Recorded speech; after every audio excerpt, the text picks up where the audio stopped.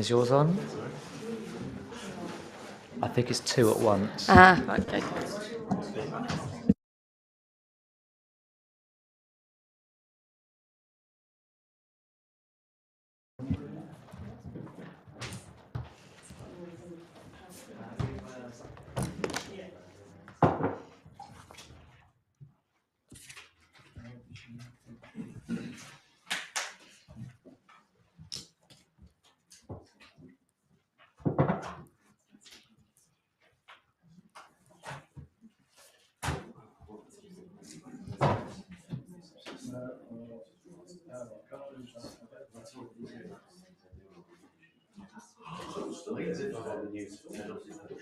So think about it. So if you're not on I'm sure if this is your report, I'm sure no trash. A beast or something. I won't make you watch the thing unless it's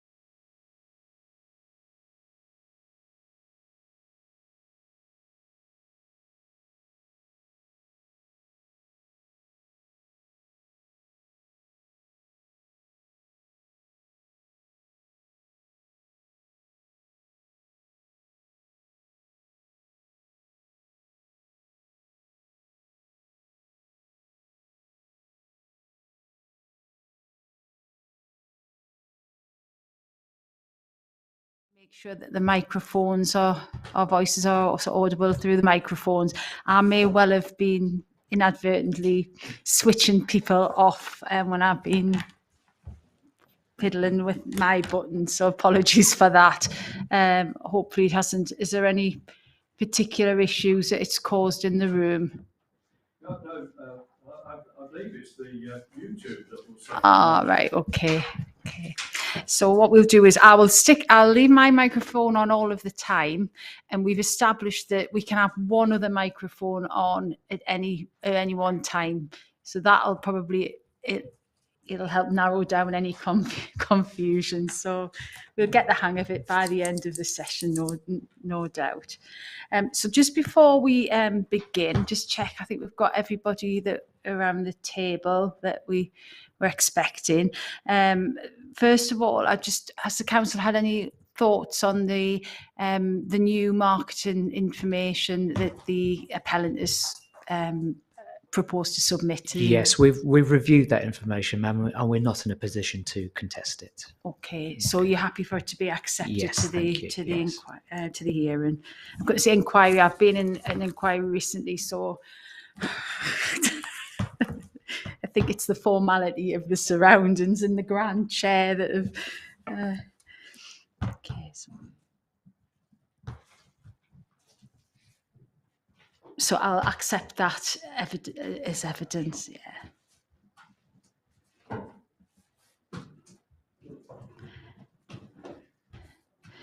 And in relation to the housing land supply statement of common ground, where are we with that? We have spoken and made a few minor changes. There's just one more bit that I'm going to send, and we should be able to get that signed. Lovely. since So we before. should, fingers Yeah. crossed, we'll have that for the close of today. Yes. That'd be really helpful. I mean, I understand that we get to a certain point and the dispute won't be narrowed anymore, and it'll be for me to go away. But as long as I've got that, it'll just be really helpful, particularly when we've been such a technical thing. That would be really helpful. Thank you. And then we've got the issue about the condition. I think it's condition 5 about the access, etc. But I've got that on my notes, so we don't forget to talk about that when we get to it. So there you go. Is there anything else that I need to be aware of through the Only course that of the I'm just break? still waiting confirmation of the disc question Right, from okay. the old, but I will revert by the end of the hearing, ma'am. Yes, lovely. Thank you. Just put that on my list as well.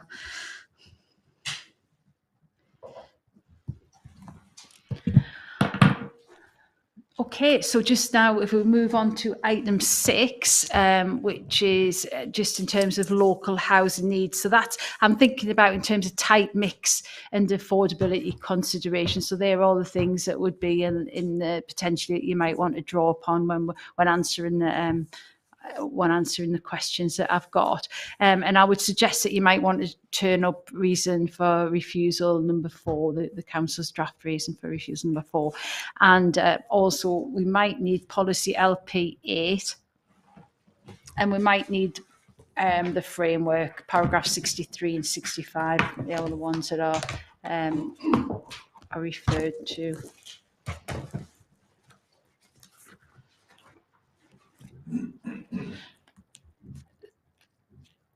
So first of all, I want to focus on the demand for self-build plots and prestigious housing. So I'm just going to, when I refer to it, I'll just say the housing product, and then it's easier. It's easier than quicker way of referring to it. And I just want, one of the things I'm going to be doing is explore through my deliberations to be exploring whether the level of demand, which the main parties have assessed, is being relevant, is justified. And I think that so the question you were asking earlier on is actually a bit pertinent to this bit. So you've preempted it. So you might get a little bit of an insight as well as to how these things work.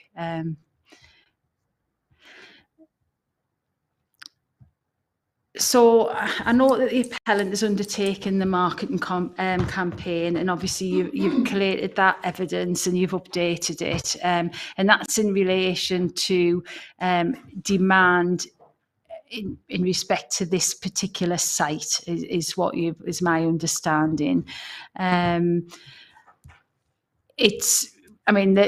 Previously it had resulted in 407 responses, I think, of which you had about 136 live serious inquiries, and then some longer term prospects of people wanting, local people or people wanting to move into the area if the right property came about. And I think from my reading of the evidence that we've now, I gleaned it very, very quickly. It seems that position hasn't changed significantly, I think, is what you were saying. Was it in terms of demand? There's still you still consider that there's a healthy demand there. Yes, it's difficult to sort of compare apples with apples because, as the updated note says, the person who expressed an interest a year ago might have found a house and been replaced by a different person. But the simple fact is there is a high number of people that have got demand that have expressed their desire to have one of the houses on these plots. Okay, right.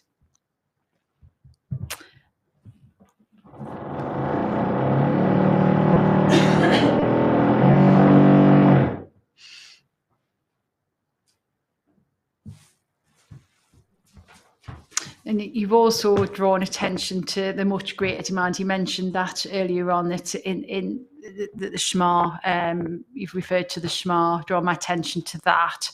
And also you've drawn attention to the register for the adjoining local authority area. Is it Huntingdonshire? Yeah. And you've also looked at the recorded still exemptions. That's a community infrastructure levy exemptions. And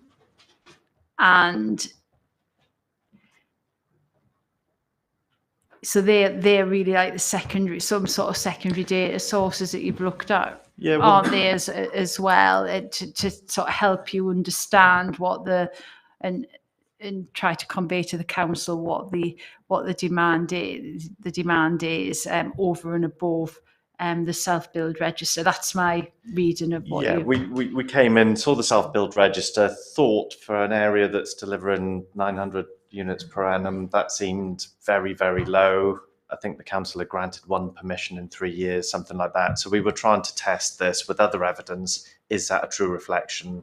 Like you've picked up, the SHMA's already referencing it. The site-specific evidence is showing the same as well.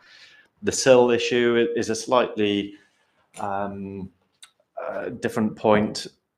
What I don't understand from the council's evidence is what exactly are those sill numbers referring to, because there's two parts of sill. One is that you can apply for an exemption, but you may then get planning permission, you may sell the site on, somebody else built it, and then you don't get the sill exemption. So you then need to go onto the Part 2 register for, there's a Part 2 form. What the council's evidence doesn't show is how many of those are Part 2s, so have actually been completed as self-build. Yeah.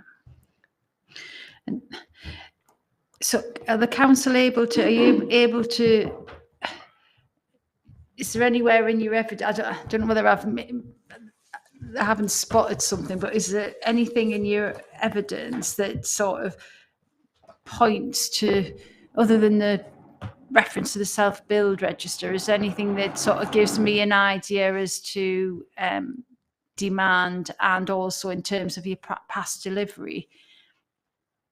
I think most of that is set out in the evidence and the AMR. And the point I would just make is that we're required to, and it's not to build, it's to permit self-build, custom and self-build housing to meet the entry that are on the register during that 3-year base period. So it is what's been permitted, not necessarily whether it's been built. We're monitoring to see whether we've. I don't know. Sorry, we'll wait and see if this bit gets. In the AMR, we're looking at how many people on the register during the 3-year period, and how many self-build properties were permitted. And I think that's what it says in the legislation. It's about permitted rather than what have actually been built during that 3-year base period. And we include applications where the title says self-build in the title, but we also do look at what's the self-build exemption, and we go through the SIL data and pick out those sites that meet that have been permitted. We talked earlier about the Helpston Garden Centre, and I refer to that in my statement, and it does say about that you can include the SIL as a reasonable source for sites as well.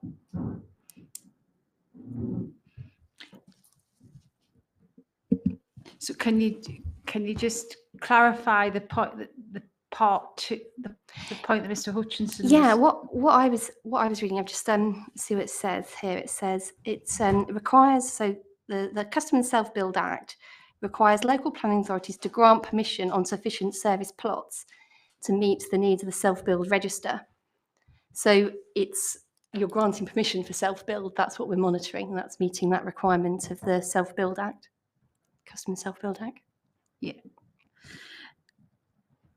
Is there anything in the actual local plan? Have you got in your local plan monitoring other than the Self-Build Act requirement? Is there anything over and above that you've monitored? Well, we monitor all completions, but we don't. Yeah. We only pick out the ones for the Self-Build Act to see if they're prestige homes. We Self-Build Act. We also look at prestige homes. Prestige homes, which we classify as development that are banned G or above, council tax band G or above. So we do that and report that in the annual What did monitoring you report. call? Council tax band G Oh, sorry. or higher. That's Yeah. what we sort of took as the definition of a prestige homes.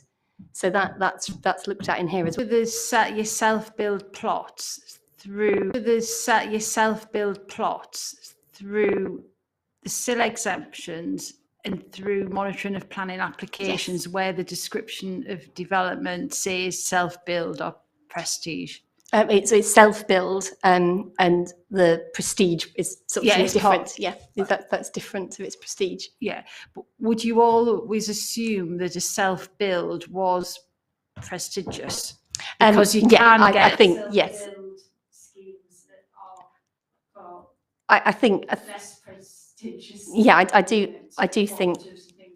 Yeah, in most cases they count towards that sort of idea that the council's intention is to promote more larger houses to attract more people to senior managers.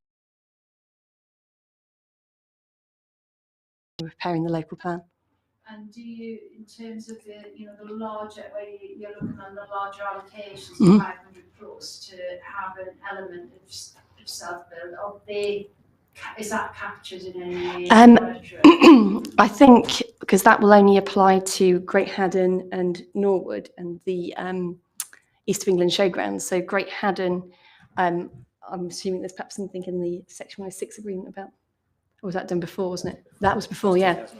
Yeah, so it wouldn't be Great Haddon, it would be just in the Norwood and East of England showground. They're the only urban extensions that will be granting planning permission after the local plan adoption. But Hampton, that was much earlier, did have a couple of areas where there was self-build plots available.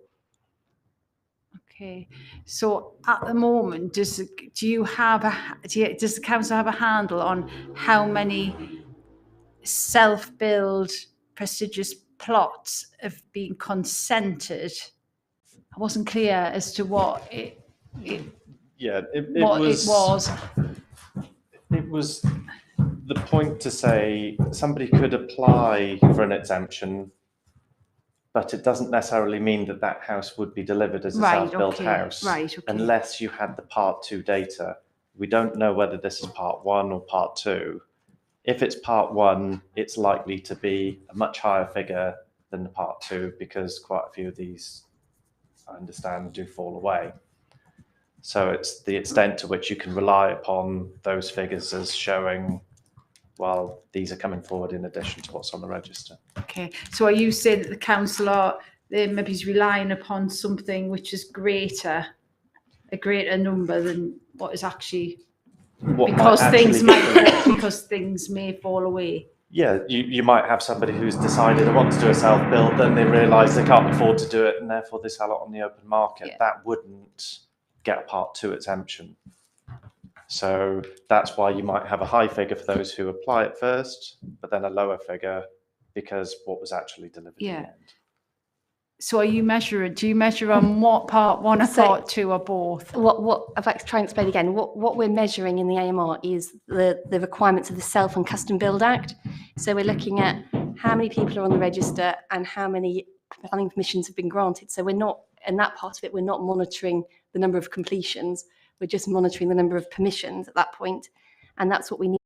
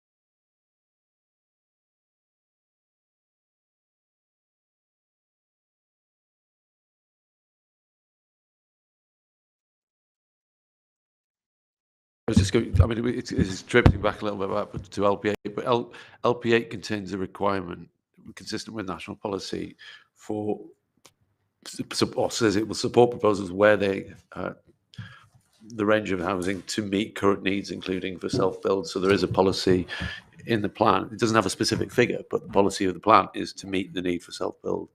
And I think that's the first point I make. And just to draw the distinction between the requirement of the Act and doing that, the requirement of the Act just be providing sufficient plots to meet the numbers on the register doesn't necessarily mean meeting the need unless the register is capturing all of the need. So one can comply with the minimum statute. It is a minimum statutory duty, and you still fail against the policy imperatives. This was our concern, that if it showed 6 on the register or so.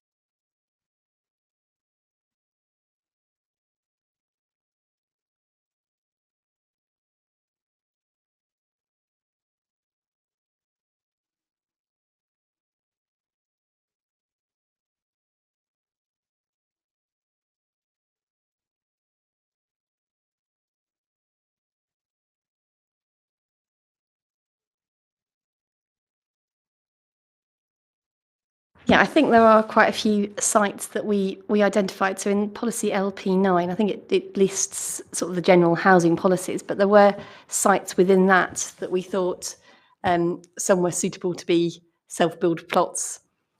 And specifically through the urban extensions as well, there was an opportunity to deliver sites through those.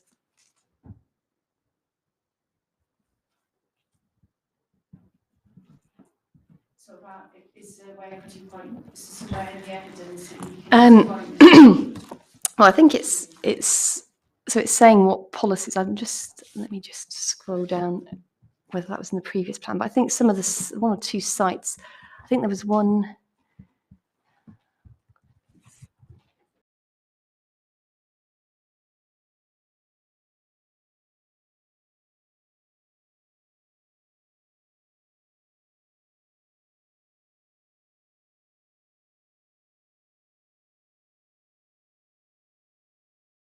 With LP 550, yeah, and that relates to a site known as Rail World. It's within the principal urban area. It's only allocated for an indicative capacity of 50 dwellings, but it has a site-specific requirement of prestige homes in accordance with policy LP9. So just by way of an example, there is specific provision in some of the site allocations which we see coming forward. LP 50. Yeah.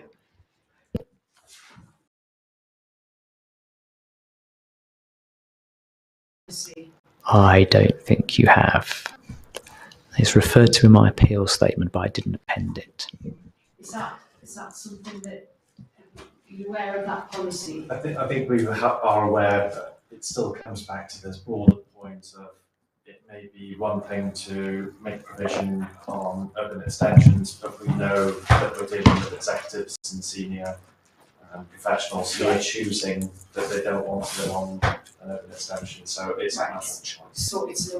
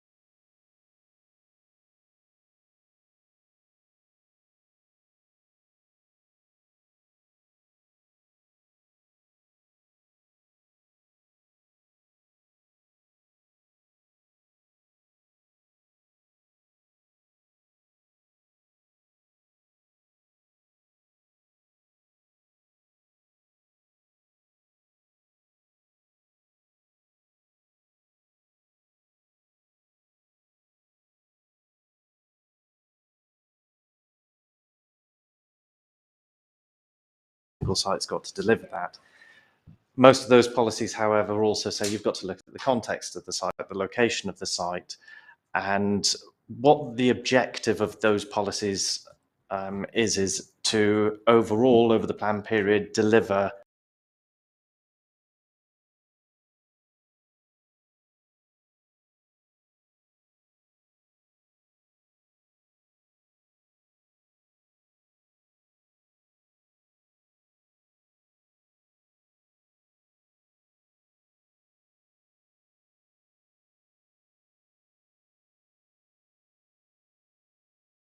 sites, you might have a rural site.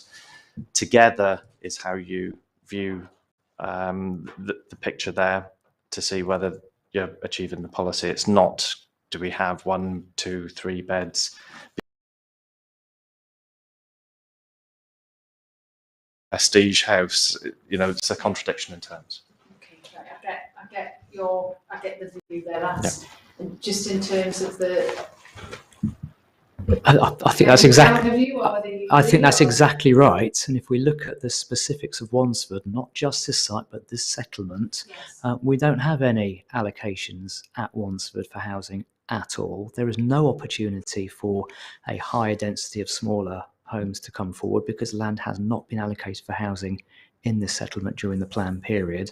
And therefore, when we look at whether growth generally in this village is going to lead to it becoming a more mixed and balanced community in the future, this proposal does not further that aim. Then why do you say that? I'm looking again at the village design statement, Yeah. for want of a better phrase, and we'll come to that under character and appearance. We know that the parish council is not keen on intensification within the settlement itself, partially on character and appearance grounds. And that means that the opportunity to counter the 14 very large prestige homes proposed on this site by increasing the supply of smaller dwellings in this village is limited, if not very small indeed.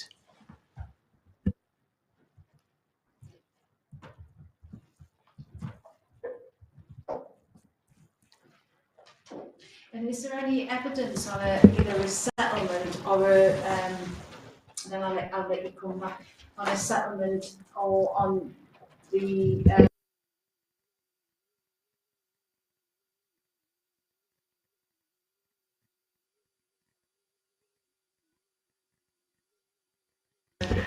I think that's probably a no, looking at my colleague, I'm afraid. Possibly somewhere, but I'm not sure where we're going to find that. Yes, certainly not in the evidence before you, ma'am. Yeah.